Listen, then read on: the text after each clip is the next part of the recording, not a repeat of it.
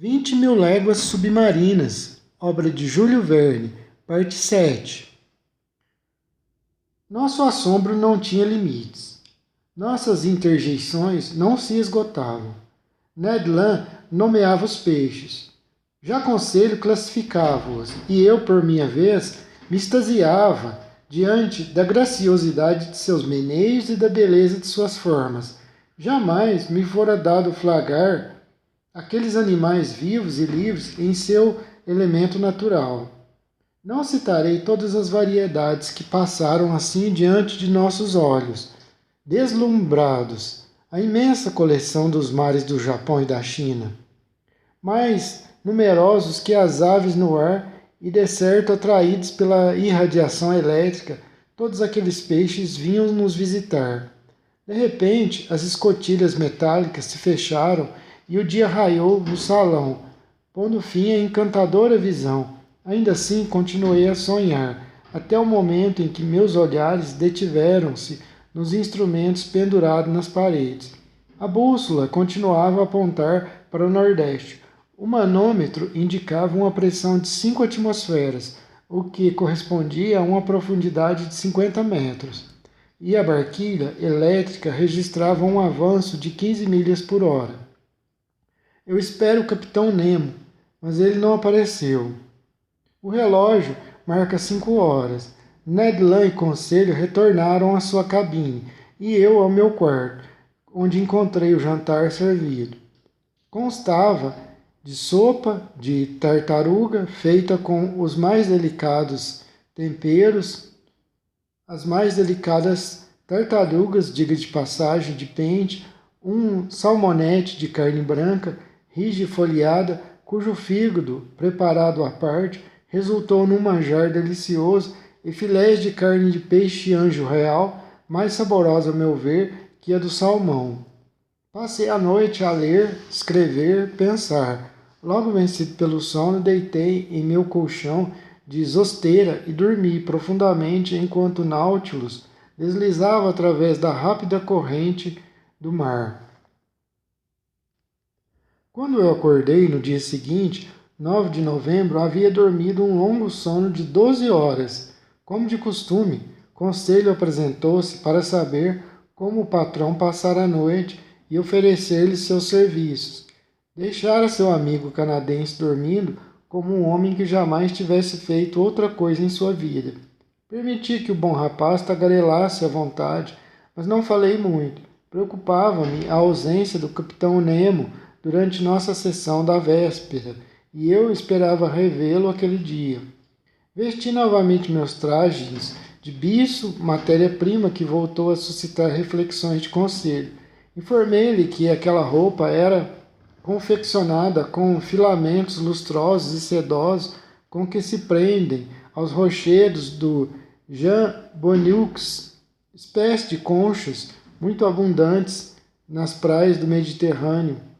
Antigamente faziam-se com eles belas fazendas, meias, luvas, pois além de macios, aqueciam. A tripulação do Nautilus podia então vestir-se como uma pechincha, sem nada pedir, nem aos algodoeiros, nem aos carneiros, nem aos bichos da seda terrestre. Depois de me vestir, fui até o grande salão que encontrei deserto. Mergulhei no estudo dos tesouros de conquilhogia expostos sob as vitrines. Percorri também vastos herbários abarrotados com raríssimas plantas marinhas, as quais, embora secas, conservavam suas cores admiráveis.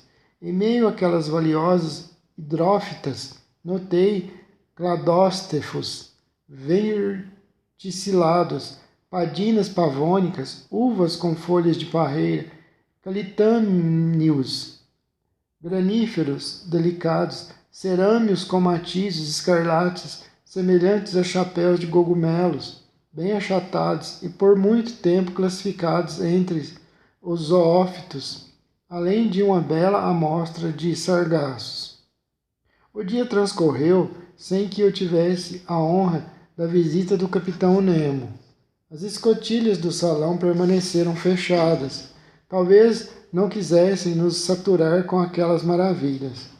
O curso do Nautilus foi mantido em leste-nordeste, a velocidade a 12 milhas, a profundidade entre 50 e 60 metros. No dia seguinte, 10 de novembro, mesmo abandono, mesma solidão. Não vi ninguém da tripulação.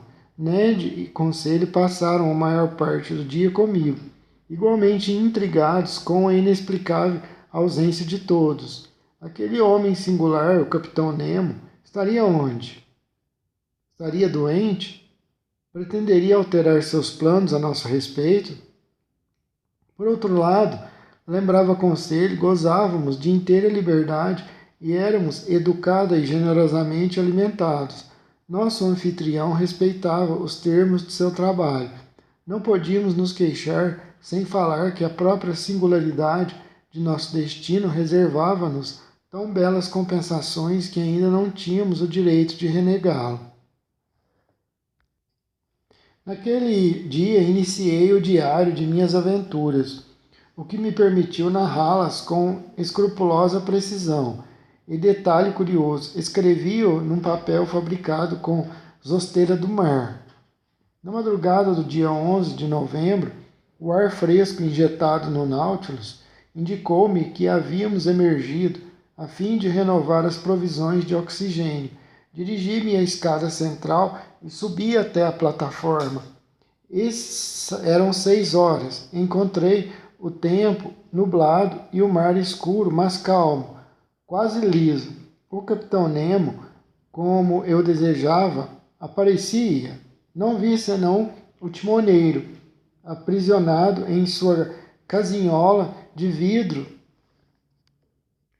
instalado na protuberância formada pelo casco do Scaler. Aspirei, delicado, as emanações da maresia.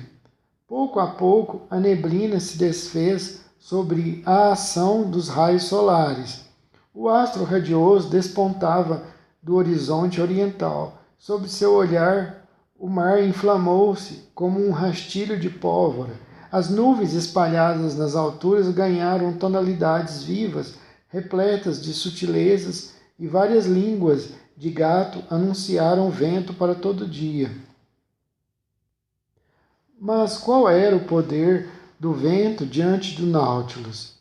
Mesmo as tempestades eram incapazes de assustar. Achava-se eu, portanto, a admirar a aurora esplêndida, tão alegre e revigorante quando ouvia alguém subir a plataforma. Já me preparava para saudar o Capitão Nemo, mas foi seu imediato, a quem eu vira durante a primeira visita do capitão, que apareceu. Caminhou pela plataforma, ignorando minha presença, e com um poderoso binóculo esquadrinhou o horizonte minuciosamente. Feito isso, aproximou-se do alçapão e pronunciou uma frase cujos termos apresento-lhes a seguir. Decorei-a, pois a cada manhã ela era repetida em condições idênticas. Era assim concebida. Noutros respoc lorne virche. Depois de pronunciar estas palavras, o imediato tornou a descer. Julgando que o Nautilus continuaria sua viagem submarina, dirigi-me ao alçapão e voltei à minha cabine pelas coxias. A frase é: Nautron respoc lorne virque. Assim passaram-se 5 dias sem que a situação se alterasse. Todas as manhãs eu subia até a plataforma e a frase era pronunciada pelo mesmo indivíduo. O Capitão Nemo não aparecia. Estava resignado a não tornar a vê-lo quando, em 16 de novembro, ao entrar no meu quarto com Ned Land e Conselho, encontrei sobre a mesa um bilhete a mim dirigido. Abri-o com uma mão impaciente. Estava escrito numa letra francesa e clara, mas os arabescos góticos me lembravam caracteres alemães. O bilhete foi escrito nos seguintes termos: Senhor Professor Aronnax, a bordo do Nautilus, 16 de novembro de 1867. O capitão Nemo convida o professor Aronnax para uma caçada a ser realizada amanhã de manhã em suas florestas da Ilha Crespo. Ele espera que nada impeça o ilustre professor de comparecer e verá com prazer seus companheiros juntarem-se a ele. Comandante do Nautilus, capitão Nemo. Uma caçada, exclamou Ned Land. E nas florestas da Ilha Crespo, acrescentou o conselho. Quer dizer que esse indivíduo pisa em terra firme? Alfinetou Ned Land. Isso me parece inquestionável, disse eu, relendo o bilhete. Nesse caso, temos de aceitar, replicou o canadense. Quando pisarmos em terra firme, veremos o que fazer. Aliás, não será nada mal comer uns nacos de caça fresca. Sem procurar equacionar o que havia de contraditório entre o horror manifesto do capitão Nemo pelos continentes e ilhas e seu convite para uma caçada florestal, limitei-me a responder. Vejamos primeiro em que consiste a Ilha Crespo. Consultei o planisfério e a 32 graus 40 de latitude norte, de longitude oeste, identifiquei um recife avistado em 1801 pelo capitão Crespo, o qual os antigos mapas espanhóis denominavam Roca de la Plata, isto é, Rocha de Prata. Estávamos então a cerca de 1.800 milhas de nosso ponto de partida e o curso ligeiramente alterado do Nautilus levava-o para sudeste. Mostrei aos meus companheiros aquele rochedo perdido no meio do Pacífico Norte. Se o capitão Nemo às vezes se arrisca a ir à Terra, comentei, pelo menos escolhe ilhas literalmente desertas.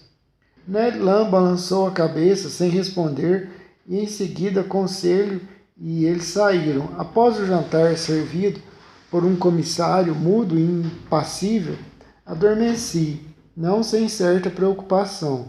No dia seguinte, 17 de novembro, ao despertar, percebendo que o Nautilus achava-se completamente imóvel, me vesti às pressas e entrei no grande salão onde o capitão Nemo estava à minha espera.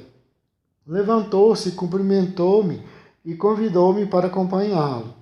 Como não fez nenhuma alusão à sua ausência durante toda aquela semana, abstive-me de comentar o fato, respondendo simplesmente que eu e meus companheiros estávamos prontos.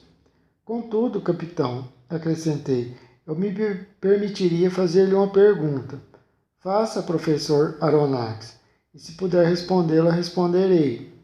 Muito bem, capitão. O que leva o senhor, que cortou todas as relações com a humanidade, a possuir florestas na Ilha Crespo?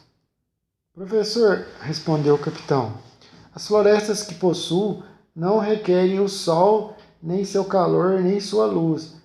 Nem os leões, nem os tigres, nem as panteras, nem qualquer outro quadrúpede as frequentam. Só eu as conheço. Para crescerem, elas precisam de minha intervenção. Não são florestas terrestres, são florestas submarinas. Florestas submarinas, exclamei. Sim, professor. E pretende levar-me até lá? Precisamente, a pé e sem molhar? Caçando, fuzil em punho, fuzil em punho. Fitei o comandante do Nautilus com uma expressão nada lisonjeira para sua pessoa. É inegável, ele não está regulando bem, pensei. A crise durou uma semana e persiste, pena.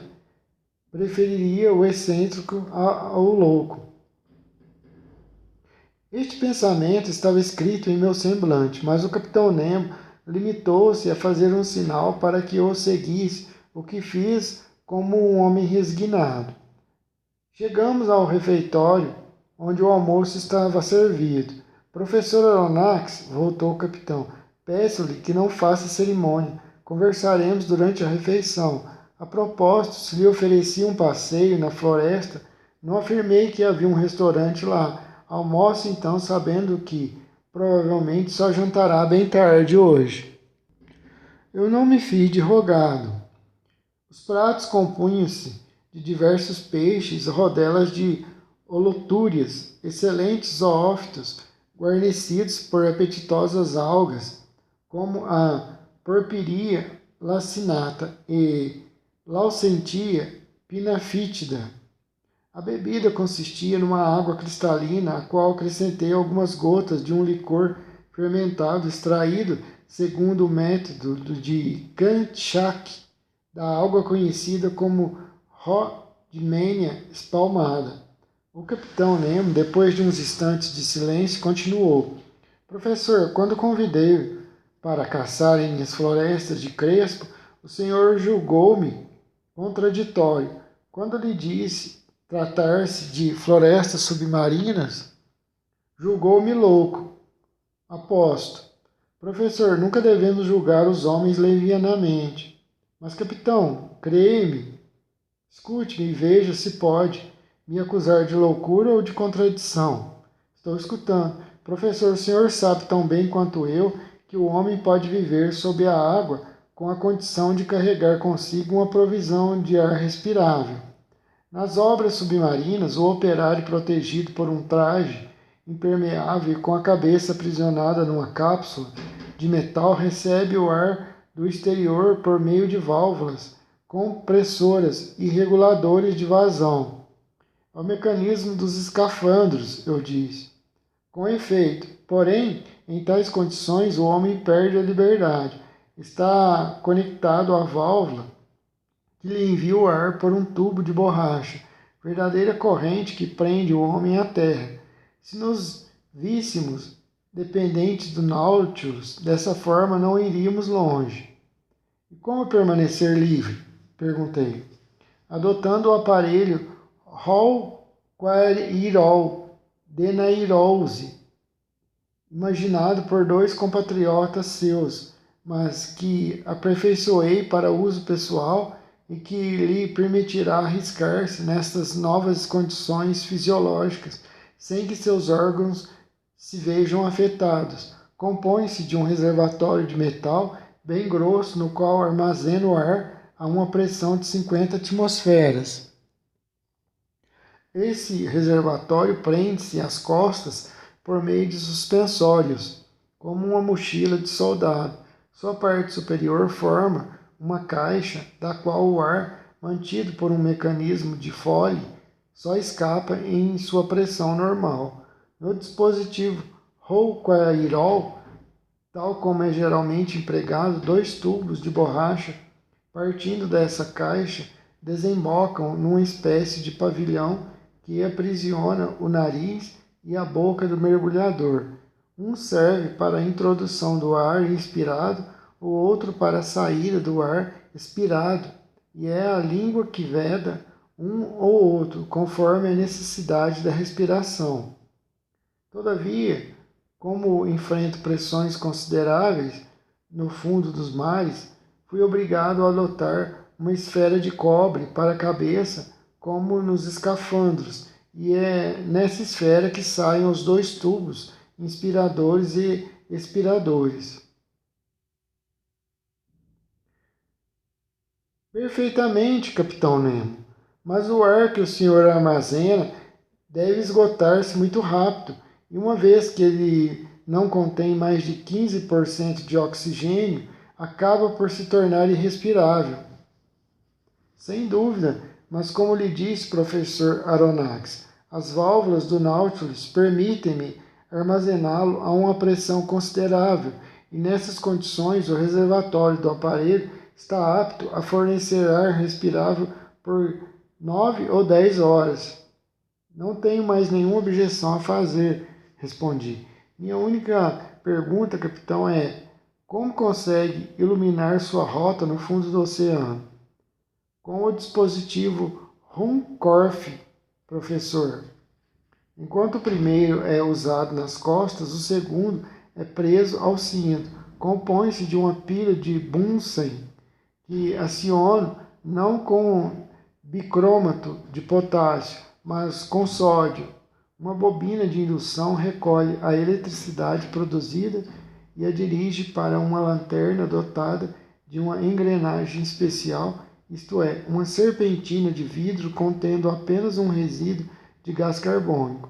Quando o aparelho está ligado, o gás torna-se luminoso, fornecendo uma luz fria e contínua. Assim equipado, respiro e vejo. Capitão Nemo, o senhor dá respostas tão esmagadoras às minhas objeções que não ouso mais duvidar.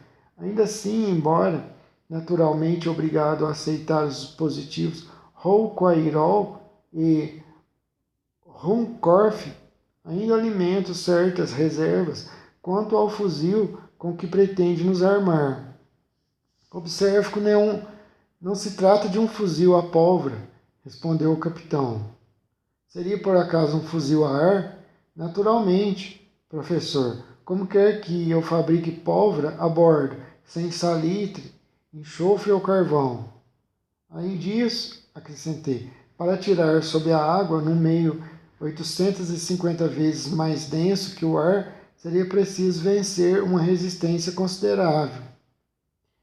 Esta não seria uma razão. Existem certos canos aperfeiçoados depois de Fulton pelos ingleses Phillips, Coles e Burley, pelo francês Furcy e o italiano Landi, dotados de um sistema particular de vedação e, portanto, capazes de atirar sob tais condições. Mas, repito, sem pólvora, substituía por ar altamente comprimido que as válvulas do Nautilus me fornecem em abundância. Mas esse ar deve esgotar-se muito rápido. Sim, mas tenho o meu reservatório, Rouquayrol, capaz de fornecê-lo em caso de necessidade. Basta isso, uma torneira especial. Aliás, professor Aronnax, verá com seus próprios olhos que durante essas caçadas submarinas não fazemos grande consumo de ar nem de balas.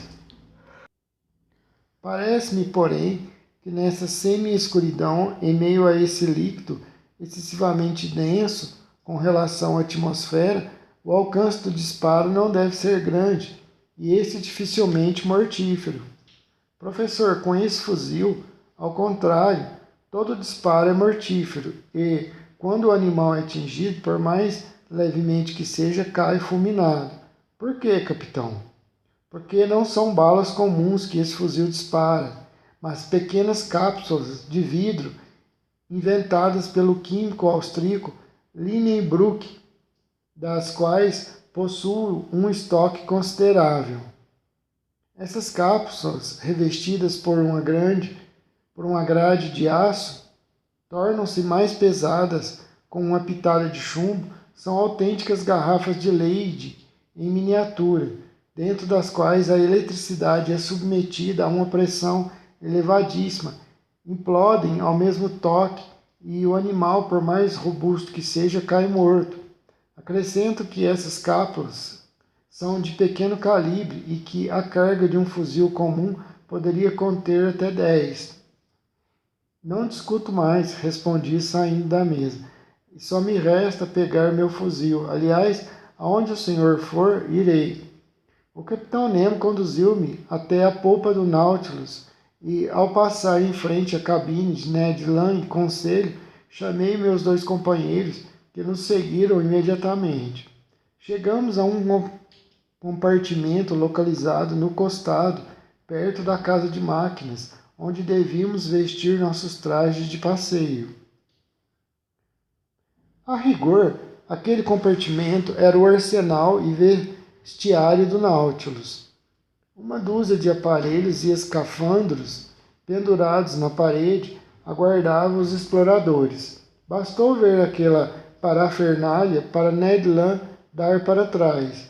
Que beleza! Exclamou o arpoador desapontado, que via-se evaporar em seus sonhos de carne fresca. E o senhor, professor Aronnax, vai se meter nessas roupas? É imprescindível, amigo Land. Faça como quiser, respondeu o arpoador, dando de ombros. Mas eu, a menos que me obriguem, jamais entrarei numa coisa dessas. Ninguém irá te obrigar, mestre Ned, interviu o capitão Nemo. E conselho, arrisca-se, indagou Ned Land. Seguirei o patrão aonde o patrão for, respondeu o conselho. A um chamado do capitão, 2 marujos vieram nos ajudar a vestir aqueles pesados trajes impermeáveis, feitos em borracha, sem costura e preparados de maneira a suportar pressões consideráveis. Como se fora uma armadura ao mesmo tempo maleável e resistente, compunha-se de 2 peças. A inferior terminava em calçados grossos, dotados de pesadas solas de chumbo. A superior tinha o tecido reforçado por lâminas de cobre que formavam a couraça. No peito, protegendo-o contra a força das águas e permitindo que os pulmões funcionassem livremente.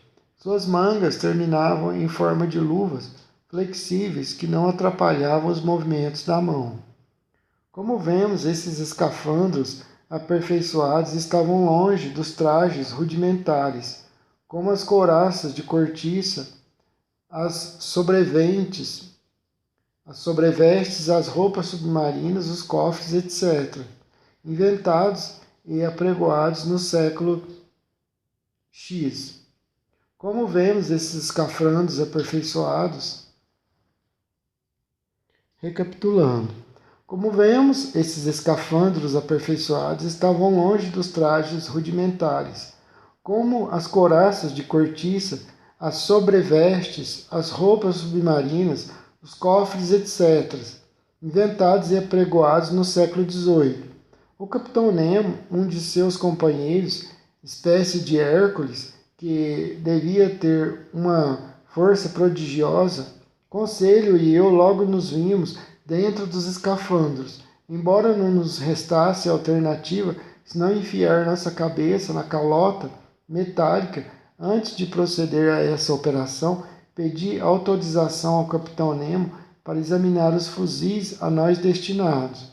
Um dos homens do Nautilus mostrou-me um fuzil simples que se destacava pelas dimensões da coronha, a qual, oca e de aço, servia de reservatório para o ar comprimido, o qual uma válvula disparada por um gatilho fazia atravessar o cano de metal. Uma caixa de projéteis embutida na culatra continha cerca de 20 balas elétricas, as quais, por meio de uma mola, acomodavam-se automaticamente no cano do fuzil. Assim que um tiro era disparado, outro estava pronto para partir. Capitão Nemo, interpelei-o, vejo que é uma arma perfeita, fácil de manejar, e estou ansioso para testá-la. Mas como chegaremos ao fundo do mar? Neste momento, professor, o Nautilus está pousando a 10 metros de profundidade. E só nos resta partir. Mas como sairemos? O senhor verá, professor. O capitão Nemo introduziu a cabeça na calota esférica. Conselho e eu fizemos o mesmo, não sem ter ouvido o canadense nos desejar uma boa caçada, irônico.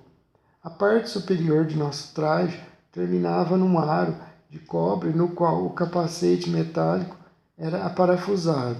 3 orifícios, vedados por vidros espessos, proporcionavam uma visão periférica, bastando girar a cabeça dentro da calota. Assim que esta foi atarrachada, os dispositivos Rouquayrol instalados em nossas costas começaram a funcionar e pelo menos eu respirei normalmente. Com a lanterna Ruhmkorff pendurada na cintura, fuzil em punho, eu estava pronto para partir, mas, para ser franco, aprisionado naquelas roupas pesadas e cravado no chão por minhas solas de chumbo, era-me impossível dar um passo. Esse fato, porém, previsto, pois senti que me empurravam para um pequeno compartimento contíguo ao vestiário. Meus companheiros, igualmente rebocados, me seguiam. Uma porta, equipada com arremates de borracha, fechou-se atrás de nós e nos vimos envoltos em profunda escuridão. Após alguns minutos, ouvi um silvo agudo e fui percorrido por uma sensação de frio nos pés até o tórax. Evidentemente, do interior da embarcação, por meio de uma torneira, alguém havia liberado a entrada de água que invadia e enchia toda a câmera. Abriu-se uma segunda porta no flanco do Nautilus e uma luz difusa nos iluminou. Um instante depois, nossos pés tocavam o fundo do mar.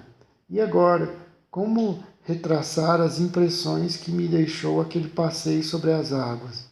Onde encontrar palavras para descrever tais maravilhas?